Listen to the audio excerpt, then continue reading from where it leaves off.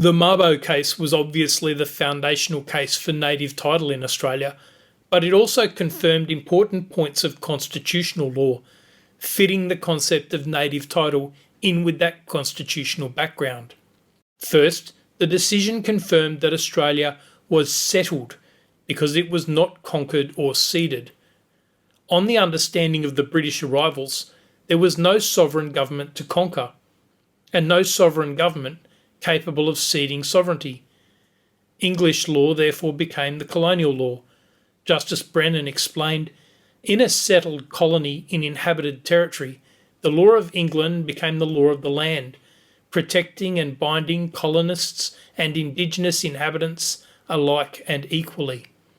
Thus, the theory which underpins the application of English law to the colony of New South Wales is that English settlers brought with them the law of England, and that as the indigenous inhabitants were regarded as barbarous or unsettled and without a settled law, the law of England, including the common law, became the law of the colony. The position that Australia was settled also meant the Crown of England became sovereign over all of Australia. The Mabo case confirmed this sovereignty and confirmed that this sovereignty cannot be challenged in any Australian court.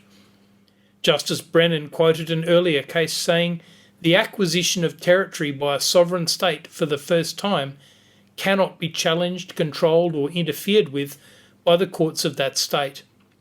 Justice Brennan added, "This principle precludes any contest between the executive and judicial branches of government as to whether a territory is or is not within the Crown's dominions."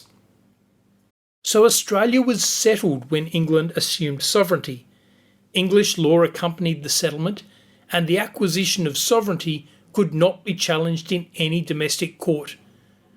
With this sovereignty came the right of the Crown to make laws over all of Australia.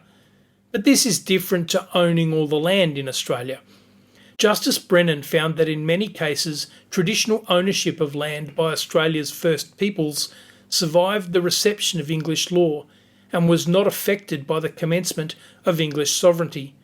This paved the way for native title.